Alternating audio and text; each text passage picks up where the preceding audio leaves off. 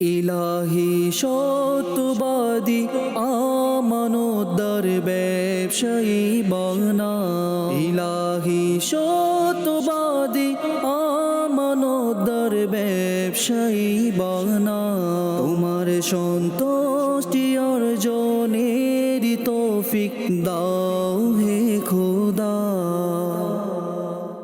আলহামদুলিল্লাহ রবিল আলমিন ওয়াসসালাতু ওয়াসসালামু আলা খাতামিন নবিয়্যিন আম্মা বা'দ ফাআউযু বিল্লাহি মিনাশ শাইতানির রাজীম বিসমিল্লাহির রহমানির রহিম।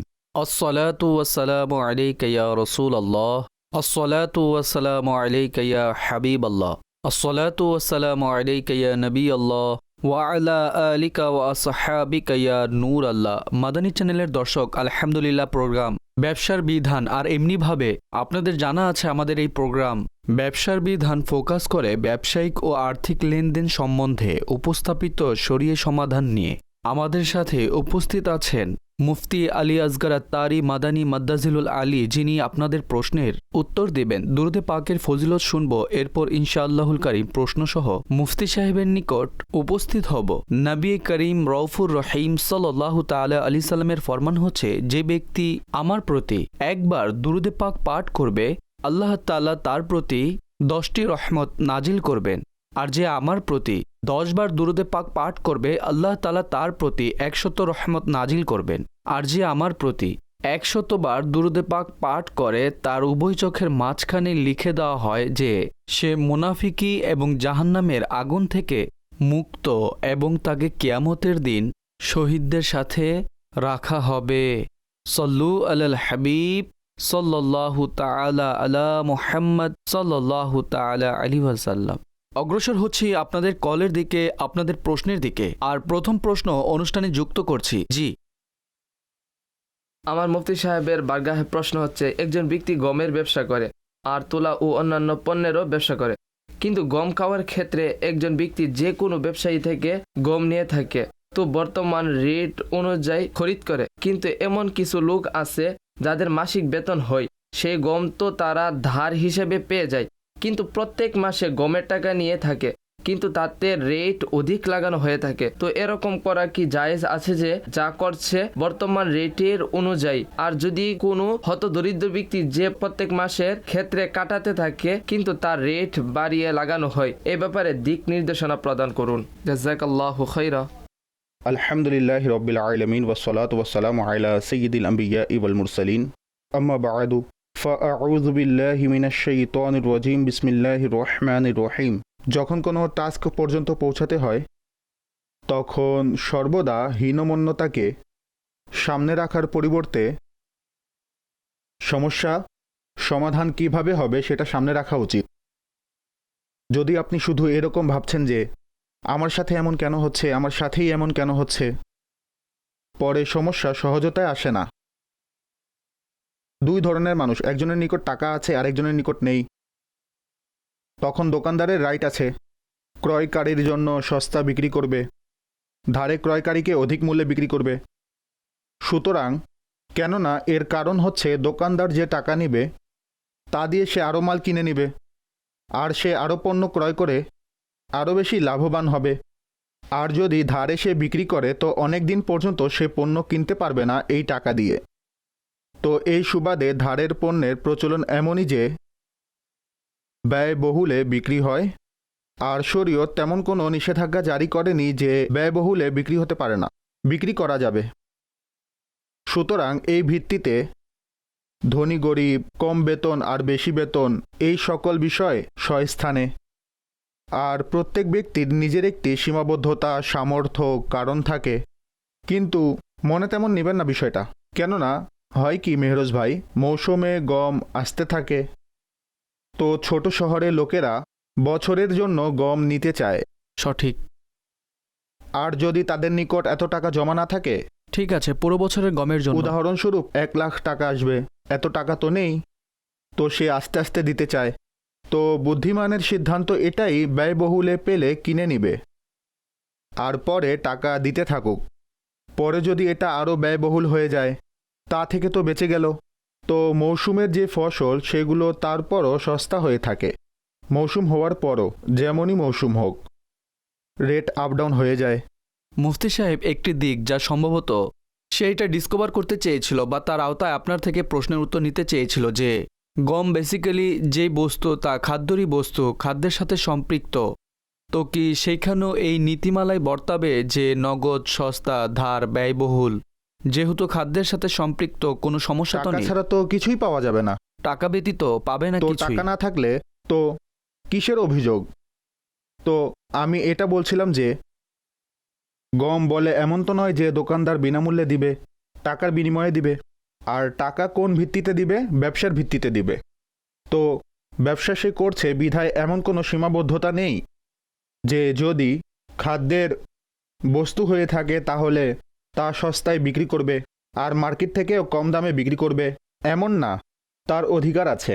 হ্যাঁ, কেউ অনেক অসহায় ব্যক্তি, দেখুন, এক তো সেই ব্যক্তি যার নিকট সাময়িকভাবে বেশি টাকা নেই কিন্তু তার রোলিং আছে, তাদেরকে অসহায় তো বলবো না, রোলিং আছে আর সে আদায় করতে পারবে। তো যাই হোক, গাড়ি চলছে। আর একজন সেই ব্যক্তি যার কাছে কিছুই নেই, সে পরে দিবে কোত্থেকে? তো এই ক্ষেত্রে আখলাকিয়াতের, অর্থাৎ যদি সে জাকাতের হকদার হয়ে থাকে তাহলে জাকাত দিয়ে তাকে সাহায্য করা হবে, এরকম হতে পারে। মুফতি সাহেব, এখানে আমি একটা বিষয় আরো ডিসকাস করতে চাই আখলাকের প্রসঙ্গে। আর তা হচ্ছে যখন এই ধরনের কোনো ঘটনা ঘটে, কোনো জিনিস অধিক মূল্যে আছে, আচ্ছা অধিক মূল্যে, আসলে অধিক মূল্যে শুনছি, সবাই শুনছে, সবার কানে আওয়াজ আসছে, কিন্তু বিশেষভাবে যেগুলো ইনিশিয়াল বস্তু আছে যাকে বলা হয় ফান্ডামেন্টাল নিডস যে রয়েছে, সেই বস্তুগুলোকে যখন ব্যয়বহুল করা হয়, যে কোনো স্থান থেকে ব্যয়বহুল করা হয়, কিন্তু কাস্টমারের সামনে সেই কাস্টমারের সামনে তো রিটেইলার সেখানেই দাঁড়িয়ে আছে। এখন এখানেও অনেক সময় কাস্টমারের পক্ষ থেকে, অন্যান্য লোকদের পক্ষ থেকে এমন হয় যে তারা নির্যাতন করছে, অত্যাচার করছে, তারা এমন করেছে, তেমন করেছে। সুতরাং এই ক্ষেত্রে ওই পার্টিকুলার রিটেইলারকে এমন বলা অতিরিক্ত হবে কি না? এখন রমজান আসছে না, জি, সবাই দোষারোপ করবে দোকানদারের উপর, অভিযান চলবে দোকানদারের উপর, ঠিক আছে?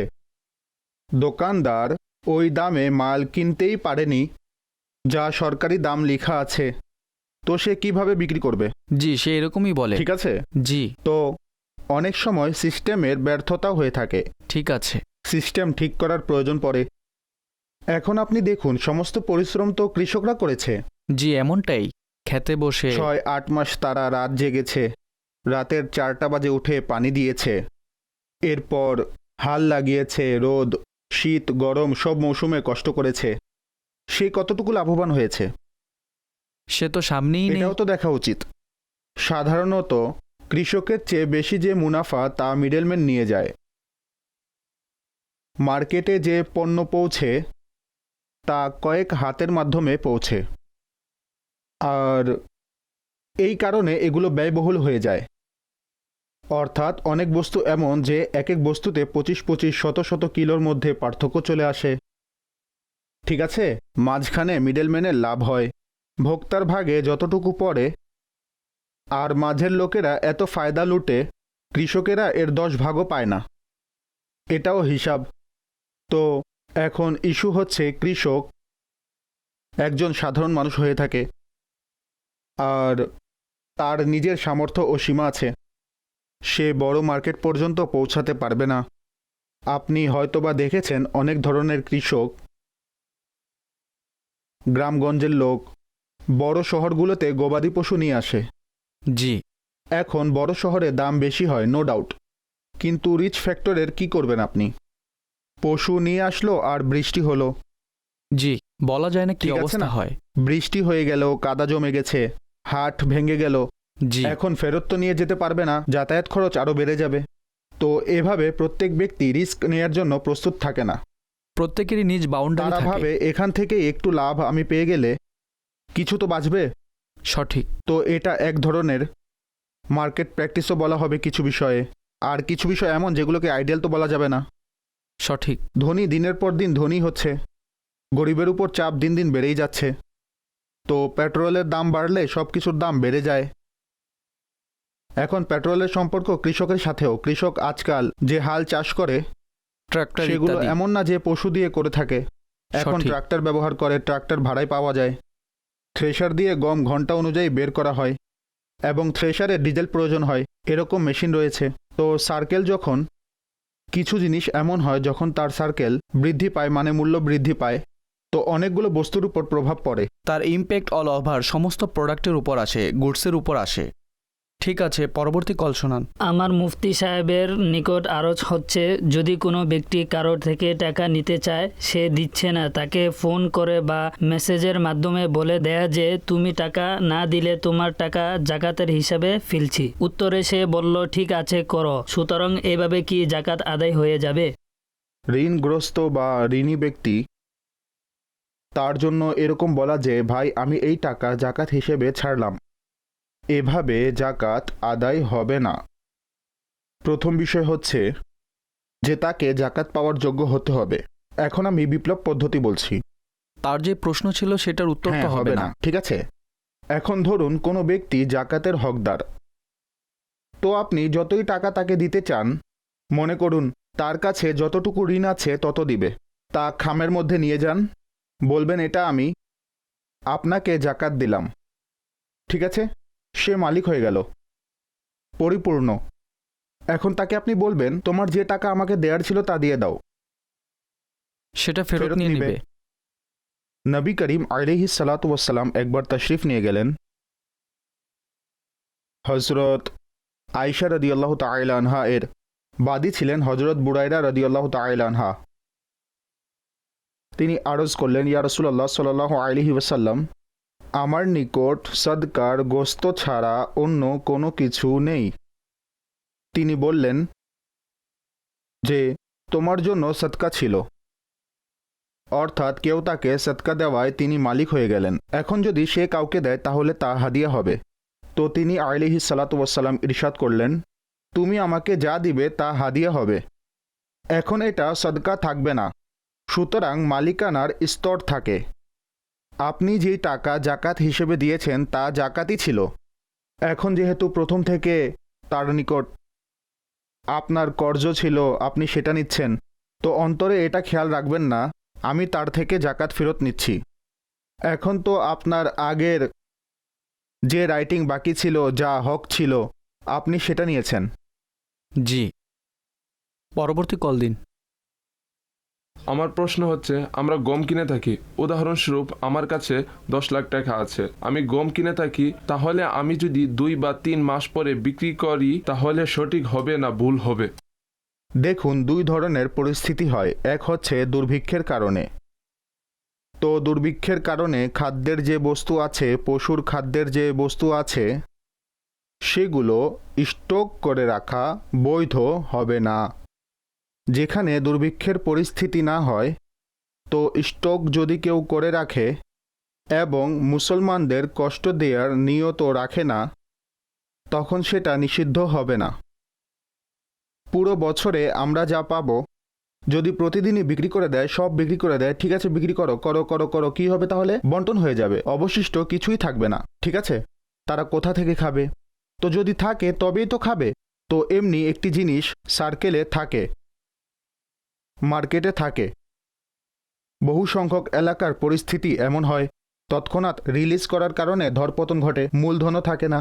তো এ কারণে স্টক রাখাও অনেক সময় এক সাময়িক চাহিদা হয়ে দাঁড়ায়। জি, পরবর্তী কল দিন। মাদানী চ্যানেলের অনুষ্ঠানে দেখছি কৃষকদের নিয়ে আলোচনা হচ্ছে। আমার আপনাদের কাছে প্রশ্ন হচ্ছে, কৃষকরা যে ফসল উৎপাদনে ব্যয় করে, সার দেয়, বীজ বপন করে, হাল চাষ করে, সকল খরচের পরে তাতে যে ফসল আসে সেখান থেকে খরচ বাদ দিয়ে 20% উসুর দিতে হবে নাকি 10 ভাগের 1 ভাগ দিতে হবে? কিভাবে দিবে উসুর? উসর 20% নয়, প্রথমত এটা বুঝে নিন। উসর উসরই 1/10। খরচপাতি বাদ দিয়ে নয় ভাই, উৎপাদিত ফসলের সম্পূর্ণ যতটুকু ফসল উৎপন্ন হয়েছে সেই ফসলের 1/10 আপনি আলাদা করে নেবেন, তা যত টাকাই বিক্রি হয়, যদি বিক্রি করে আদায় করতে চান। অন্যথায় যারাই জাকাতের হকদার তাকে তা হস্তান্তর করে দিন। জি, খরচ বাদ দেয়া যাবে না। ঠিক আছে, পরবর্তী কল দিন। গোলাম মোস্তফা আত্তারি ওমান থেকে বলছি, আমার একটি প্রশ্ন ছিল, জাকাতের ক্ষেত্রে সম্পূর্ণ বছর যে টাকা গড়ে পড়ে থাকে সেগুলোর উপর জাকাত ফরজ হয় নাকি যেগুলো সাথে ও থাকে, যেমন খরচ বাদে সঞ্চয় হবে, সেন্টারে প্রত্যেক মাসে জমা হবে, এই 2-3 মাসের মধ্যে বছর পূর্ণ হতে হতে, সুতরাং সবগুলো একত্রিত হবে, তো এগুলোতেও জাকাত দিতে হবে নাকি পূর্ণ বছর যে টাকা পরে ছিল সেগুলোর উপর জাকাত ফরজ হবে? সর্বপ্রথম আপনাকে নির্ধারণ করতে হবে যে আপনার উপর ইসলামী মাসের বিবেচনায় কোন দিন জাকাত ফরজ হচ্ছে। যখন আপনি এটা নির্ধারণ করে নেবেন তখন আপনার প্রশ্নের উত্তরও চলে আসবে। সেই দিন সম্পূর্ণ বছর যা খেয়েছেন, যা কামিয়েছেন, যা সার্কেলে রেখেছেন, এগুলোর কোনো হিসাব নেই। সেই দিন জাকাতযোগ্য সম্পদের মধ্যে আপনার কাছে কোন কোন জিনিস আছে, সেই দিনের ফিগারকে সামনে রেখে আপনাকে জাকাত বের করতে হবে। আপনি বলবেন সেই দিনটি আমার জীবনে কখন আসে আমার তো জানা নেই। প্রবল ধারণা মতে এর নির্ধারণ করবেন যে আমি প্রথমবার কখন সাহিবে নিসাব হয়েছি এবং এরপর থেকে লাগাতার সাহিবে নিসাব হয়ে আসছি। হ্যাঁ, এই দিনটি হতে পারে, অথবা ভেঙে গিয়েছিল মাঝখানে, ছিল না 1-2 বছর, পুনরায় কখন হয়েছি এবং কতদিন ধরে লাগাতার আছে, তো এভাবে নির্ধারণ করতে হবে। জি মুফতি সাহেব, এখানে জাকাত প্রসঙ্গে প্রশ্ন এসেছে। একই বিষয়ে আরও একটি প্রশ্ন ভাড়া প্রসঙ্গে। ঘর, দোকানপাট, প্রপার্টি যে ভাড়া দেওয়া হয়, ভাড়া দিয়ে যা টাকা আসে ভাড়া বাবদ, সুতরাং সেটার উপর জাকাত হলে যদি কেউ 20,000 প্রতি মাসে পায় তাহলে 2,40,000 টাকা হয় বছরে। তবে সে বছরের মাঝে সম্পূর্ণটাই খরচ করে দেয়, এক্সপেন্সেস হয়ে যায়। সুতরাং এখন সে জাকাত কিভাবে বের করবে? যা খরচ হয়ে গেছে সেটাও কি কাউন্ট করবে? না, যা খরচ হয়েছে তা কাউন্ট হবে না। ঠিক আছে, যদি 0 অবশিষ্ট থাকে তাহলে তাতে জাকাত আসবে না। শূন্য দ্বারা কি উদ্দেশ্য? অর্থাৎ 2,40,000 টাকা এসেছে সম্পূর্ণ বছরে আর তা খরচও হয়ে গেল। হতে পারে খরচ হয়নি। না, প্রশ্নটাই এরকম। হ্যাঁ, খরচ হয়ে গেলে তখন এতে হবে না। ঠিক আছে মুফতি সাহেব, জাকাতের হকদারের ব্যাপারে প্রশ্ন যে এমন ব্যক্তিও কি আছে যে জাকাত না দিতে পারবে, না নিতে পারবে? 3টি ক্যাটাগরি। জি, একদল তারা যাদের উপর সদকায়ে ফিতর আসে, ঠিক আছে, কুরবানিও দিতে হয়, সঠিক তবে জাকাত ফরজ নয়। সঠিক। দ্বিতীয় দলে তারা যাদের উপর না সদকায়ে ফিতর আছে না কুরবানি আছে, বরং তারা জাকাত নিতে পারে। সঠিক। আরেক দল হচ্ছে যারা জাকাতও দেয়, তারা আর্থিকভাবে সকলের উপরে অন্তর্ভুক্ত। যারা ধনাঢ্য, শরীয়তের বর্ণনাকৃত শর্ত মোতাবেক যারা ধনী হওয়ার সংজ্ঞায় সম্পূর্ণভাবে আসে, তারা জাকাত নিতে পারবে না। 52.5 তোলা রূপার সম্পদ, প্রয়োজনীয় বস্তুকে বাদ দিয়ে, ঋণ বাদ দিয়ে যার কাছে বিদ্যমান থাকবে সে ব্যক্তি জাকাত নিতে পারবে না, সে ধনী। জি, পরবর্তী কল দিন। আমার মুফতি সাহেবের কাছে প্রশ্ন হলো, যেভাবে মোবাইলে আমরা অ্যাডভান্স নেই তো পরবর্তীতে তা আমাদের থেকে অধিক টাকা নেয়, ট্যাক্স চার্জ এরকম বিষয় দেখিয়ে বেশি টাকা নেয়, তো এটা সুদের আওতায় আসে না? আমি একজনকে জিজ্ঞাসা করেছিলাম, জবাবে সে বলেছিল এটা সুদের আওতায় আসবে না, কারণ সে সার্ভিস প্রোভাইড করছে। অনুরূপভাবে যে ঋণে লাভ আসে সেখানেও তো তারা একভাবে আমাদের সার্ভিস প্রোভাইড করছে, অর্থাৎ প্রয়োজনে ঋণ দেয় আর ফেরত নেওয়ার সময় আমাদের থেকে বেশি টাকা নেয়, সুতরাং একভাবে তারাও তো আমাদের সার্ভিস প্রোভাইড করছে। কাজেই সুদের বিষয়টা মোবাইলেও আসবে কিনা উভয় বিষয় স্পষ্ট করে দিন। এক মাসআলাকে অপর মাসআলায় অ্যাপ্লাই করা পৃথিবীতে এর চেয়ে মারাত্মক কোনো কাজই নেই। কোথায় সুদের বিষয় আর কোথায় অপর বিষয়। সুদ অর্থাৎ আপনার মাথায় যে বিষয়টা আসছে এটা কুমন্ত্রণাই বটে। এর দ্বারা কুরআন যা হারাম করেছে তা হালাল হয়ে যাবে, এত বড় বিষয়।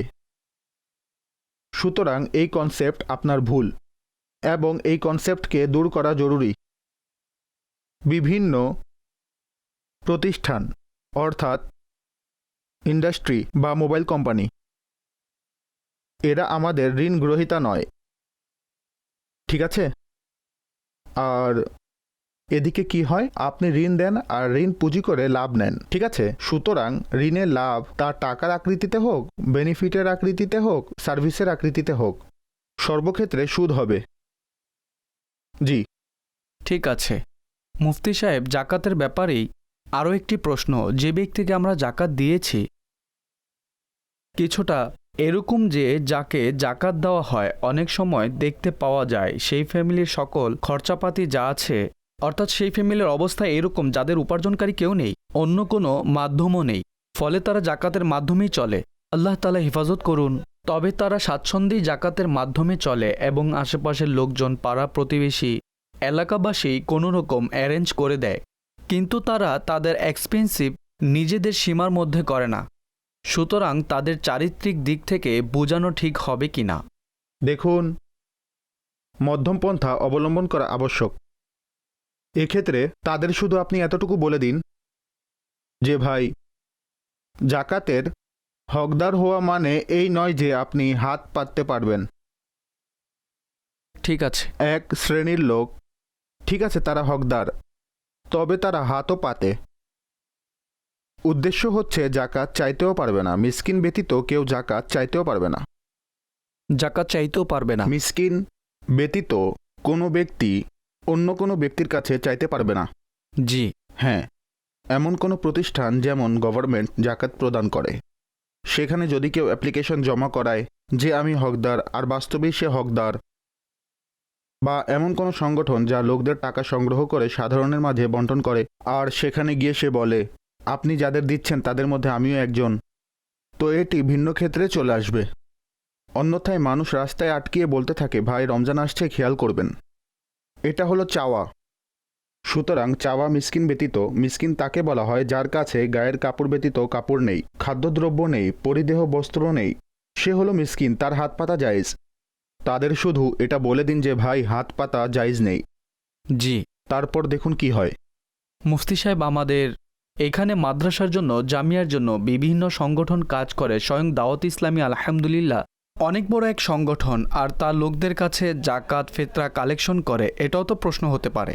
নিজের সত্তার জন্য চাওয়া বৈধতা নেই, নন মিসকিনের জন্য। ঠিক আছে? সঠিক। আর অন্যথায় এ ব্যাপারে নবী করিম সাল্লাল্লাহু আলাইহি ওয়াসাল্লাম মসজিদে নববী শরীফে আল্লাহর রাস্তায় ব্যয় করার উৎসাহ দিয়েছেন। ঠিক আছে যে আল্লাহর রাস্তায় ব্যয় করবে। সঠিক। তাবুক যুদ্ধের ক্ষেত্রে তো কি অপরূপ দৃশ্য ছিল সাহাবা ইকরামের দানশীলতার, আল্লাহু আকবার। তো অনুরূপভাবে মসজিদে নিজের সত্তার জন্য চাওয়া যাবে না। সঠিক। যে চাইবে তাকে দেওয়াও গুনাহ। এছাড়া আরও শাস্তি বার্তা আছে। একজন সাধারণ ব্যক্তি যে চাইতে পারে না তাকে দেওয়াও গুনাহ। তবে আলিমগণ লিখেছেন যদি কোনো ব্যক্তি অন্য কারো জন্য আবেদন করে তবে সেটা ভিন্ন ক্ষেত্র। পরবর্তী কল দিন। মুফতি সাহেবের কাছে আমার প্রশ্ন হলো, যদি স্বর্ণ থাকে পরিবারের ব্যবহারের জন্য, ব্যবসার জন্য নয়, শুধু পরিবারের ব্যবহারের জন্য, এর উপরে কি জাকাত আসবে? স্বর্ণের মধ্যে কারো জন্য আলাদাভাবে ব্যবসার নিয়ত করার প্রয়োজন নেই। স্বর্ণ, কারেন্সি, সেসব সম্পদে অন্তর্ভুক্ত স্বর্ণ, রূপা, কারেন্সি, যেগুলোর উপর জাকাত আসবেই আসবে, তবে শর্ত হলো নির্দিষ্ট পরিমাণে পৌঁছাতে হবে। উদাহরণস্বরূপ কারো কাছে 2 তোলা স্বর্ণ আছে আর তার কাছে এছাড়া আর কিছুই নেই। যদি কারো সাথে 2 তলার সঙ্গে 100 টাকার নোটও থাকে, তবে এই মুহূর্তে স্বর্ণের যে রেট তাতে জাকাত চলে আসবে। কিছুই নেই। জাকাতের মাসআলায় অনেক সময় হয় কি জিনিসভেদে নিসাব ভিন্ন। স্বর্ণের নিসাব 7.5 তোলা, রূপার 52.5 তোলা, এককভাবে নিসাব হয় না। তবে যেসব জিনিসে জাকাত ফরজ সেগুলোকে যখন মিলাবো তখন সেগুলোকে রূপার রেটে দেখব। যেমন 2 তোলা স্বর্ণ সঙ্গে 1000 টাকা আছে, ঠিক আছে, এগুলো একত্রে 2,40,000 আর 41,000 হয়ে গেল। রূপার রেট হচ্ছে কম, তার চেয়ে কয়েক গুণ বেশি, সেক্ষেত্রে এখন তাকে জাকাত দিতে হবে। মুফতি সাহেব, জাকাতের মাসালার যেমনটা আপনি বলেছেন সম্পদকে একত্রে মিলানো, সুতরাং এর মধ্যে জাওয়াহির, মুক্তা, হীরা এই ধরনের যে মূল্যবান ধাতু আছে সেগুলো যুক্ত করা হয় না। সুতরাং অনেক সময় প্রশ্ন করা হয় যে স্বর্ণরূপার মূল্য তো অনেক সময় এগুলোর চেয়ে সস্তা হয় আর মণিমুক্তার মূল্য তো অনেক বেশি মূল্যবান হয়, তো জাকাতে স্বর্ণরূপাকে যুক্ত করছেন আর এই হীরা জওয়াহির যুক্ত করছেন না কেন? আমি এর পূর্বে আপনাকে 1500 বছর পিছনে নিয়ে যাই। জি। আপনি আজকাল শুনছেন যে ডলার নিয়ে বাকবিতণ্ডা চলছে। জি। লড়াই চলছে বিভিন্ন দেশের। জি। পেছনে এক আওয়াজ উঠেছে যে আমরা স্বর্ণের মাধ্যমে ব্যবসা করব। এমন কোনো আওয়াজ উঠেছে যে ভাই হীরা নিয়ে ব্যবসা করব? না, এমনটা কখনোই শুনিনি। ঠিক আছে? জি। তো স্বর্ণ বস্তুত কারেন্সির মর্যাদা রাখে। ঠিক আছে, মৌলিকভাবে। মৌলিকভাবে কারেন্সি স্বর্ণের হুকুমের অন্তর্ভুক্ত, স্বর্ণরূপার হুকুমে অন্তর্ভুক্ত, সঠিক। অর্থাৎ সৃষ্টিগতভাবেই মূল্য। ঠিক আছে। পূর্বের যুগে মুদ্রা ব্যবহার হতো, ঠিক আছে, স্বর্ণের, রূপার। আজকাল অলংকার তৈরি হয়, মুদ্রার রেওয়াজ শেষ হয়ে গেছে। অথচ সোনা রূপার মুদ্রা যদি বর্তমানে চালু হয়, এটা ভিন্ন বিষয় যে সুদী কর্মকাণ্ড বেড়ে যাবে, অর্থাৎ এর যে রেড জোন এরিয়া তা বেড়ে যাবে, আর সামান্য অসতর্ক হলে সুদের গণ্ডিতে পা পড়তে পারে। কিন্তু যে ব্ল্যাকমেলিং আছে তা খতম হয়ে যাবে। ঠিক আছে। কারেন্সির ক্ষেত্রে অর্থাৎ যখন স্বর্ণে ব্যবসা হবে, তখন ব্যবসায় স্বর্ণের রেট উপরে উঠলে উপরে আর নিচে নামলে নিচে। এমন হবে না যে কোনো দেশ আকাশ থেকে মাটিতে চলে আসবে। ঠিক আছে। যেমন যখন আমরা বাগদাদ শরীফে গিয়েছিলাম, তখন না জানি কত টাকায়, অর্থাৎ ইরাকি টাকায় নাস্তা করেছিলাম। ঠিক আছে? জি। কারেন্সি কাগজের স্তূপ তৈরি হয়েছিল। ঠিক আছে? এই কারেন্সির বিনিময়ে কি মোহর নির্ধারণ হয়নি বিবাহে? এই কারেন্সির বিনিময়ে কি প্রপার্টি ক্রয় করা হয়নি? অবশ্যই। এই কারেন্সির মাধ্যমে কি লোকদের ঋণ পরিশোধ করতে হবে না? অবশ্যই। তো কত বড় লস হয়েছে লোকদের, কত বড়! সঠিক। তারা আকাশ থেকে মাটিতে চলে আসছে। অনুরূপ যেখানে এমন পরিস্থিতি তৈরি হয়েছে, পরিণাম তাই দাঁড়িয়েছে। সোনারূপা চালু থাকলে এই অবস্থা হতো না। জি। মুফতি সাহেব, আপনার প্রশ্নের উত্তর হলো যে অন্যান্য বস্তুকে এজন্য যুক্ত করা হয়নি কারণ বর্তমান বিশ্ব মনে করে এগুলো অন্য জিনিস। স্বর্ণের বৈশিষ্ট্য কিছুটা এরকম যে এর মধ্যে সমৃদ্ধি আছে, অভিজাত্য ও সম্প্রসারণ আছে। এটা প্রকৃতপক্ষে সৃষ্টিগত মূল্য। ঠিক আছে। মুফতি সাহেব, একটি প্রশ্ন সোশ্যাল মিডিয়ায় এসেছে। যদি কেউ মোবাইল নাম্বারের মাধ্যমে অপর মোবাইলে টাকা পাঠায়, তা যখন বের করার জন্য যায় তখন কিছু টাকা দিতে হয় সার্ভিস চার্জের নামে, তা প্রদানের বিধান কি? যেমন আমার মোবাইল নাম্বার আছে, আর মোবাইল নাম্বারের মাধ্যমেও টাকা পাঠানো যায়, তাই না? আচ্ছা। যেমন আপনার মোবাইল নাম্বার বলুন, আপনি টাকা পেয়ে যাবেন, বিভিন্ন অ্যাপ আছে। আচ্ছা, সুতরাং সেখানে যে দোকানদার আছে সে আপনাকে আপনার সম্পূর্ণ টাকা দিয়ে দিবে, তবে সার্ভিস চার্জের নামে হয়তো কিছু টাকা দিতে হয়। এটাই প্রশ্ন। দেখুন, মানি অর্ডারের মাসআলা নতুন বিষয় না, পুরাতন। মানি অর্ডারে বিনিময় নেওয়া আলা হযরত ইমামে আহলে সুন্নাত পূর্ণ রিসালা লিখেছেন এ ব্যাপারে। জি। পরবর্তী কল দিন। আমার প্রশ্ন হলো, দোকানের অধিকাংশ প্রোডাক্ট এরকম যেগুলোর উপর ছবি আঁকা থাকে, মানুষের ছবি, এখন সেগুলো কিভাবে দোকানে রাখা যাবে? এমন কোনো প্রোডাক্ট দোকানে রেখে বিক্রি করা জায়েজ হবে কিনা? কারো কাছে বিক্রি করলে গভর্নমেন্ট বা কোম্পানির লোক প্রোডাক্ট চেক করে এমন প্রোডাক্ট। দেখুন, প্রথম কথা হচ্ছে যা আপনি নিজেই স্পষ্ট করে দিয়েছেন যে আপনি ছবি দোকানে রাখছেন না, প্রোডাক্ট রাখছেন। এছাড়া ছবি তো রাখাই যাবে না দোকানে। আর বর্তমানে এমন অদ্ভুত ও নীচ অবস্থা যে মানুষ মনে করে মহিলাদের ছবি না থাকলে প্রোডাক্ট বিক্রি হবে না। অনেক সময় আমরা অশ্লীলতাকে নিজেই প্রমোট করি। আর কোনো অস্বাভাবিকতা নয় যে এই অশ্লীল টাইপের ছবি লাগিয়েছে সেই মালিকই লোকদের শ্লীলতার ভাষণ দেয়। মুফতি সাহেব, এতে তো মানহানিও রয়েছে। এখন খুলে খুলে আমি কিভাবে আলোচনা করব কি কি মাসালা মাথায় আসছে? জি। ঠিক না? একজন মহিলাকে কিভাবে প্রদর্শন করা হয়, ঠিক আছে? তো মৌলিক বিষয় হলো যে কোম্পানির এই প্রোডাক্ট, জি। আমি বলতে চাচ্ছি হতে পারে এরই মালিক কোথাও লজ্জা বিষয় নিয়ে ভাষণ দিতে দেখা দিবে। জি। হ্যাঁ, সে ভুলে যায় আমি এটা কি করছি। হাজারো মানুষ কুদৃষ্টির শিকার হচ্ছে, একটি কালচার তৈরি হচ্ছে আজব ও অদ্ভুত টাইপের। তো দোকানদারদের করণীয় কর্তব্য হলো প্রোডাক্ট খুলে না রাখা। অনেক সময় একদিকে ছবি থাকে, অপর দিকে থাকে না। তো পণ্যের এমন দিক ডিসপ্লে রাখুন যেদিকে ছবি নেই, অন্যথায় নিচে রেখে দিন। ঠিক আছে। পরবর্তী কল দিন। হুজুর, কেউ যদি সুদের টাকায় ব্যবসা করে এবং পরবর্তীতে এর মাধ্যমে বড় ব্যবসায়ী হয়, ধনবান হয়, সম্পদশালী হয় এবং পরবর্তীতে সে এর থেকে তওবা করে যার সকল সম্পদ সুদের ভিত্তিতে তৈরি, তাহলে তা হালাল হবে নাকি হারাম হবে? দেখুন, সুদের টাকায় সম্পদ গড়া হারাম। সুদের টাকায় সুখ অর্জন করা, সুখে শান্তিতে জীবনযাপন করা কিংবা এর চেয়েও ছোট কোনো ফায়দা হোক, সেটাও অর্জন করা হারাম। পরবর্তী কল দিন।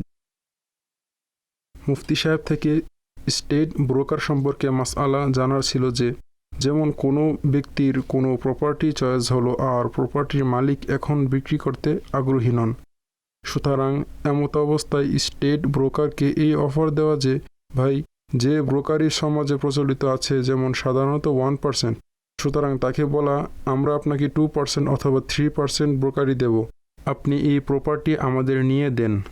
সুতরাং এ ধরনের অফার করা জায়েজ হবে।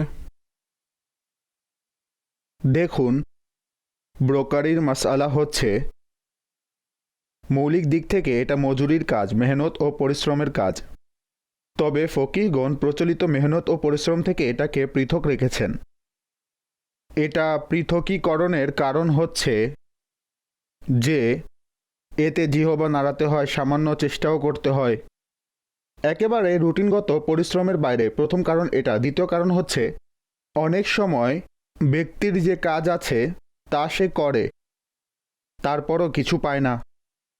অর্থাৎ ব্রোকার তাকে 10টি বাড়ি দেখালো, তার একটিও পছন্দ হয়নি, সেক্ষেত্রে বিনিময় তো পাবে না। তো এভাবে নিজেদের পরিশ্রমকে রিস্কে ব্যবহার করে। কাজেই এটা অন্যান্য পরিশ্রমের চেয়ে একটু ভিন্ন। এজন্য ফুকাহায়ে কেরাম একটি সর্বজনীন নীতিমালা বর্ণনা করেছেন যে দালাল বা ব্রোকারের যে পারিশ্রমিক আছে তা উর্ফের বাইরে নির্ধারিত হতে পারে না। প্রচলিত পারিশ্রমিকের সে হকদার হবে এবং যা প্রচলন রয়েছে সেই অনুযায়ী তাকে অফার করা জরুরি। মুফতি সাহেব, এই কাজের ব্যাপারে আমি চাইবো আপনি আরও কিছু দিক নির্দেশনা ইরশাদ করেন। দেওয়া নেওয়ার ব্যাপারে কিছু ব্রোকারের সাথে যোগাযোগ করেছি, আমি নিজে ব্যক্তিগতভাবেও ও ক্রেতাদেরও কথা শুনেছি। সেখানে একটা বিষয় অনুমান করেছি যে ব্রোকারের মাঝে মনে হয় এখানকার ব্রোকার যে আছে সে উভয় সাইডের প্রতিনিধি, সে কাস্টমারেরও প্রতিনিধি এবং বিক্রেতারও, অর্থাৎ সেলার ও বায়ার উভয়ের। এখন হয় কি, সে যেখানে নিজের প্রফিট দেখে, সাধারণত যে পরিস্থিতি, দোকান হোক, ফ্ল্যাট হোক, অ্যাপার্টমেন্ট হোক, ঘর হোক, এখন সে এগুলোর প্রশংসায় জমিন ও আসমানের সকল ফায়দা বর্ণনা করে, প্রশংসা করে, সত্য মিথ্যা সব মিলিয়ে। যদি তা বেচতে হয় তাহলে অনুরূপ করে, আর যদি কিনতে হয় তাহলে সে এর দোষ বর্ণনা করে। এখানে আমি ব্রোকারের কথা বলছি, কাস্টমারের নয়। এখন সে যদি প্র্যাকটিস না করে, মার্কেটে বলা হয় যদি ব্রোকার এমন না করে তাহলে সে কামাবে কি আর খাবে কি, সে তো কাজই করতে পারবে না তখন। আর ব্রোকারিতে সাধারণত যে স্টেট বানানো আছে বা এই ধরনের কাজ করতে চায়, তখন তারা নিজের সাথে জবে রাখার জন্য এই ধরনের লোকদেরই পছন্দ করে। অধিকাংশের আচরণ এমন, প্রত্যেকেই এমন এটা বলছি না, কি বলবেন? দেখুন, এই আচরণ শুধু ব্রোকারদেরই নয়, প্রত্যেক সেই খরিদ্দারের যারা স্বার্থ চরিতার্থকে নীতি বানিয়ে রেখেছে। না, শুধু ব্রোকারই যুক্ত নয়, দোকানদার যাবে পাইকারি বিক্রেতার কাছে, অনেক নষ্ট মাল দিয়েছেন আমাকে, ক্রেতারা মুখও ফিরায় না, নেয়ই না। আমি জানি কত কষ্ট করে বিক্রি করছি, অথচ এর ডিমান্ড তার কাছে। কিছু ক্ষেত্রে ভিন্নও হবে, সবাই এমন করে না। আমি যে শর্ত লাগিয়েছি, যার কাছে স্বার্থ চরিতার্থ সবচেয়ে বড় নীতি, সে এ ধরনের আচরণই করে থাকে। সে সব জায়গায় নিজের কথাকে উপরে রাখবে, তার মুখ থেকে যা বের হয়েছে তাই সঠিক। আপনি যত কিছুই বলেন, সব ক্ষেত্রে অসন্তুষ্টি দেখাবে, না না আমি যা বলেছি তাই ঠিক। গুণাগুণ বর্ণনা করে দিলেও সে মানবে না। কিছু মানুষ আছে যাদের ধাত কিছুটা ভিন্ন হয়। কিছু মানুষ সত্যকে পছন্দ করেন। যেসব আলোচনা হচ্ছে এ ধরনের বিষয়, এ ধরনের ত্রুটি তাদের মাঝে পাওয়া যায় না। হাদিস শরীফের মাঝেও সতর্ক করা হয়েছে এ বিষয় থেকে। ব্যক্তি যখন ক্রয় করে তখন পণ্যের ত্রুটি বর্ণনা করে, আর যখন বেচে তখন সেই গুণাগুণ বর্ণনা করে যা তার মধ্যে নেই। তো এটা হাদিসের বিপরীত অর্থ। জি, কল দিন। মুফতি সাহেবের কাছে প্রশ্ন হলো, যদি কোনো ব্যক্তি কোনো ট্রাস্ট থেকে নিজের চিকিৎসা করায়, ট্রাস্ট দ্বারা উদ্দেশ্য কোনো প্রতিষ্ঠান বা সংগঠনের নিজস্ব একটি ফর্ম থাকে আর তাতে লেখা থাকে আপনি খরচের 30% আদায় করবেন, বাকিটা জাকাতের ফান্ড থেকে আমরা পরিশোধ করে দিব, ডাক্তারের ফিস ইত্যাদি। সুতরাং এমন ট্রাস্টে চিকিৎসা করাতে পারবে, এমন ব্যক্তি চিকিৎসা করাতে পারবে যে জাকাতের হকদার নয়? যে জাকাতের হকদার নয় সে জাকাতের টাকা থেকে চিকিৎসা কিভাবে করাতে পারবে? জায়েজই হবে না তার চিকিৎসা করানো। আর মুফতি সাহেব যে হকদার, তাহলে তাকে আরও একটি প্রশ্ন জিজ্ঞেস করতে হবে যে ভাই, জাকাত সঠিকভাবে তো ব্যবহার করছেন আপনারা? অনেক সময় এমন পন্থা অবলম্বন করে লোকেরা যাতে জাকাতই আদায় হয় না। তার হাতে তো টাকা দেয়নি। ঠিক আছে, অনেক সময় খুব খারাপ অবস্থা থাকে। কল্যাণমূলক প্রতিষ্ঠান বা এই ধরনের জি। হসপিটাল। ঠিক আছে, আমাদের অনুষ্ঠানের সময় শেষ হয়ে এসেছে। কল্যাণমূলক প্রতিষ্ঠানে প্রতিটা পোস্টে লোক আছে। জি। এমন নয় যে ডেন্টিস্ট এর জায়গায় চোখের ডাক্তার বসিয়ে রেখেছে। না, হবে না, তাই তো? ডেন্টিস্টই হবে। সবচেয়ে মেইন বিষয় জেনারেল ম্যানেজার, জিএম বা কনস্টেবল অ্যাডমিনিস্ট্রেটর, থাকবে। পাহারাদার, কেরানি, ঝাড়ুদার, প্রত্যেক সিটে নির্দিষ্ট লোক আছে। যখন কল্যাণমূলক প্রতিষ্ঠান চ্যারিটির মাধ্যমে চলছে, জাকাত সংগ্রহ করছে, তো জাকাত একটা ধর্মীয় বিষয়। কিভাবে ব্যবহার করতে হবে আপনি মুফতি না রাখেন, কারো থেকে দিক নির্দেশনা তো নিতে পারেন। বছরে কারো থেকে একবার জিজ্ঞেস করে নিন, ভাই কি নীতিমালা থাকা উচিত। এর জন্য কোনো টাকাও লাগবে না ভাই, ঠিক আছে? সেই শীটটা একেবারেই আমরা খালি রেখেছি। কষ্টকর বিষয়। এও কষ্ট করা। আর বিশেষ করে সংঘবদ্ধ বিভিন্ন সংগঠন রয়েছে যারা ওয়েলফেয়ার পরিচালনা করে। তারা কোনো প্রতিষ্ঠান খুলেনি, তারা জাকাতের টাকায় নিজের বাচ্চাদের বেতন প্রদান করে, বাড়িতে বাড়িতে রেশন পাঠায়, অসুস্থদের চিকিৎসাও করায়। এমনকি আমাকে তারা নিজের মুখে বলেছে যে জাকাতের টাকা তো আমরা সুদি অ্যাকাউন্টে রেখেছি। আস্তাগফিরুল্লাহ। অবস্থা দেখুন। এই ক্ষেত্রে মুফতি এখান সাহেব থেকে এভাবে জাকাত নিয়ে সেদিকে সুদি অ্যাকাউন্টে রেখে দিয়েছে, বছর ধরে পড়ে আছে, তা আদায়ই হয়নি। আর এতে সুদ আসছে সেটা আলাদা। অর্থাৎ যখন আপনি ধর্মীয় শিক্ষা এবং হালাল ও হারামকে গুরুত্বই দিবেন না, তখন অপরাধ করে বলবেন আমরা তো গরিবদের সাহায্য করছি, আমরা এটা করছি সেটা করছি। এ সব কিছু নফল কাজ, আপনি নিজের আখিরাতের জন্য করছেন। আপনি এজন্য করছেন যেন মানুষের কাজে আসে। তবে যদি এই কাজের মধ্যে এমন খারাপই থাকে যা আপনার আখিরাতকেই খারাপ করে দেয়, তো আপনিই বলুন কতটা দুর্ভাগ্যের বিষয় আর কতটা আফসোসের বিষয় যে আপনার একটি ভালো কাজের মধ্যেও বিকৃতি চলে এসেছে। শয়তান তো এটাই চায়, মানুষ নামাজের জন্য দাঁড়ায়, সে শেষ পর্যন্ত তাকে খেয়ালে বিভোর রাখার চেষ্টা করে যেন তার নামাজ নষ্ট হয়ে যায়। তো যেভাবে আপনি নামাজ ছাড়েন না, অনুরূপ যে কাজ করছেন তাও ছাড়বেন না, বরং যে বিকৃতি তৈরি হয়েছে সেই বিকৃতিকে ঠিক করতে হবে আপনাকে। অনুষ্ঠানের সময় শেষ হয়ে এসেছে, তবে মুফতি সাহেব আপনি যে আলোচনা করেছেন তাতে একটি প্রশ্ন আমি যুক্ত জি। করতে চাইব। অর্থাৎ মাইন্ডে আসে যে যখন কেউ জাকাত সংগ্রহ করে, ফিতরা সংগ্রহ করে, সুতরাং এটা একটি ধর্মীয় চ্যারিটি দিনের নামে জি, জি। সংগ্রহ করছে। সুতরাং এটাকে দিনের নীতিমালা অনুযায়ী ব্যবহার করায় কোন বিষয়গুলো প্রতিবন্ধক, সেই নীতিমালা অ্যাপ্লাই করাতে কোন বিষয়গুলো প্রতিবন্ধক? আমলাতন্ত্র। কোনো চ্যারিটি প্রতিষ্ঠানে 10 জন বসে আছে, তারা বলে হ্যাঁ করেন, এখানে দেখব, এখানে বুঝবো, ব্যাস। যাই হোক, মুফতি সাহেব যে সূত্র দিয়েছেন, যে পয়েন্ট দিয়েছেন, যেহেতু আপনারা দিনের নামে করছেন, সেবার নামে করছেন কিংবা নেকির নামে করছেন, তা যেন নেকির নীতিমালাতেই হয়। আল্লাহ তাআলা আমাদের আমল করার তৌফিক দান করুন। আলহামদুলিল্লাহ, দাওয়াত ইসলামী আশিখানে রাসূলের সংগঠন, এইটিও দিনের কাজে বেশ কিছু ডিপার্টমেন্টের মাধ্যমে দিনের কাজ করছে। আলহামদুলিল্লাহ, হাজারো ছাত্র এই মুহূর্তে দার্সে নিজামি করছে, আলিমেদ্দিন হচ্ছে, অন্যান্য সেক্টরও রয়েছে। আমাদের FGRF যা কল্যাণমূলক কাজ আঞ্জাম দিচ্ছে। আর আলহামদুলিল্লাহ, মাদানী চ্যানেলে বিভিন্ন সময় আমাদের বিভিন্ন সেক্টরের পরিচিতিও হয়তো দেখেন। হাফিজ তৈরি হচ্ছে, নাজারা পড়ানো হচ্ছে, অন্যান্য সকল বিষয়। এই সকল কাজ আলহামদুলিল্লাহ মুসলমানদের সাহায্যে হয়ে থাকে, মুসলমানদের প্রদানকৃত সাহায্যেই হয়ে থাকে। আলহামদুলিল্লাহ, এই বছর দাওয়াত ইসলামীও সংগ্রহ করছে। সুতরাং আপনি আপনার আত্মীয় স্বজন ঘনিষ্ঠদের দেওয়ার পাশাপাশি দাওয়াত ইসলামীকেও আপনার জাকাত, ফিতরা, ওশর এছাড়া অন্যান্য যে ডোনেশন আছে তা প্রদান করুন। আল্লাহ তাআলা আপনার দান ও আমাদের গ্রহণ এবং এই সকল কল্যাণকর কাজের বিনিময়ে আমাদের যে আখিরাতের ঘাটিসমূহ আছে তাতে সফলতা দান করেন। মাদানী চ্যানেল দেখতে থাকুন। সল্লু আলাল হাবিব সাল্লাল্লাহু তাআলা আলা মুহাম্মদ সাল্লাল্লাহু তাআলা আলাইহি ওয়াসাল্লাম। ইলাহি সত্যবাদী আমানতদার ব্যবসায়ী বানা, ইলাহি সত্যবাদী আমানতদার ব্যবসায়ী বানা, তোমার সন্তুষ্টি অর্জনের তৌফিক দাও হে খোদা।